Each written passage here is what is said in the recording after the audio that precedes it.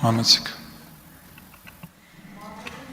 Շնորհակալություն, տիկին նախարար, ուրեմն հիվանդությունների կանխարգելման եւ վերահսկման կենտրոնը աղմուկի ստուգաչափման միակ լաբորատորիան է առողջապահության նախարարության ենթակայության։ Կա նաեւ ստանդարտներ ինստիտուտում, բայց խոսենք դրանից։ Այս փուլում նախ ֆիքսենք, որ աղմուկը միայն Երևանում չէ, աղմուկի մասին երբ խոսում ենք, մենք նկատի ունենք ամբողջ Հայաստանի Հանրապետությունը։ Այս պահին Հայաստանի Հանրապետության մարզերում աշխատակիցների կրճատումներ եւ օպտիմալացումներ են գնում, որի մասին բազմիցս դուք խոսել եք ձեր որոշմամբ եւ շատ կարեւոր բան ասեցիք իրազեկվածությունը, կարծում եմ այսօր էլ ենք մենք իրազեկում անում արդեն եւ այս պահին մենք ունենք երկու գործող սանիտարական նորմ, աղմուկի եւ թրթռոցի հետ կապված սանիտարական նորմերը, որոնք որ գործում են եւ քաղաքացիները դրանով կարողանում են դիմել եւ ստանալ վարչական վարույթի շրջանակներում վերահսկողություն։ Հարցս այսպիսին է. ինչպես պետք է կատարվեն այդ ստուգաչափումները, եթե չկան այդ կառույցները, եթե մենք վերցնում ենք եւ նոր աշխատողներ ենք ընդունելու, որպեսզի աղմուկի կարեւորագույն գործունեությունը ստուգաչափումները անեն, դուք նշեցիք նաև մասնագիտական որակավորում պետք է ունենան, ովքեր են լինելու դրանք, եւ որ կառույցն է, այսինքն եթե դուք մի կողմից կրճատելու եք, մի կողմից նոր աշխատողներ եք վերցնելու, ինչ մասնագետներ ենք վերցնելու, ինչ մասնագիտական հմտություններով ենթադրում եմ առաջ ընկնեմ, եթե դրանք հիգիենիստներ են, Հայաստանի Հանրապետությունում վերջի 5 տարում քանի հիգիենիստ է ավարտել, հա, այդ մասնագիտական որակավորումը ստացել, եւ ինչքան է պետական բյուջեի վրա նստելու դա, եւ կադրերի գծով, եւ գործիքների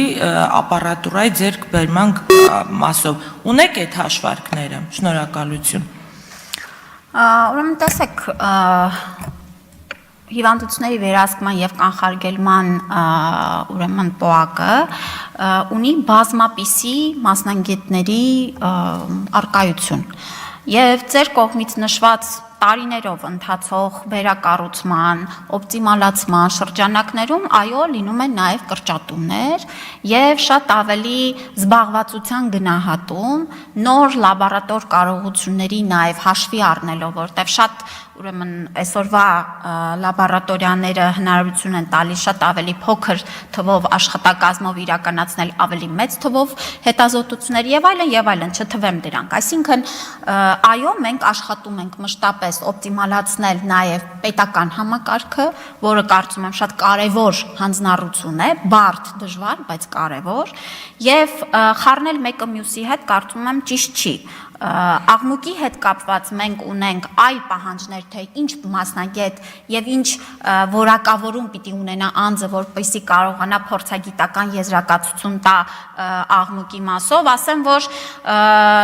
հետո պարոն Աթոյանը շատ ավելի մանրամասն կներկայացնի այդ պահանջները, մասնագիտական ինչ է պետք։ Այսօր մենք ունենք հանրապետությունում շատ փոքր թվով մասնագետներ։ Մեկ ձեռքի վրա կարելի է հաշվել այդ մասնագետներին եւ մեր նպատակն է, որ ունենանք կրթենք եւ ապահովենք ուրեմն լրացուցիչ մասնագիտական կարողություններով սարքավորումների մասով պետք է ասեմ, որ առանձին մեկ սարքավորման մասով դա մի քանի միլիոն դրամի շրջանակներում է ուրեմն տատանվում, իսկ տարածվածությունը ապահովելու համար մենք նաև հիմա քարտեզագրման աշխատանքներ ենք իրականացնում, որպեսզի շատ ավելի հստակ ունենանք պատկերը, որ տեղում, որ բնակավայրում ինչպիսի այդ սարքերից պիտի ապահովենք։ Այսքանը։ Կա արձագանք։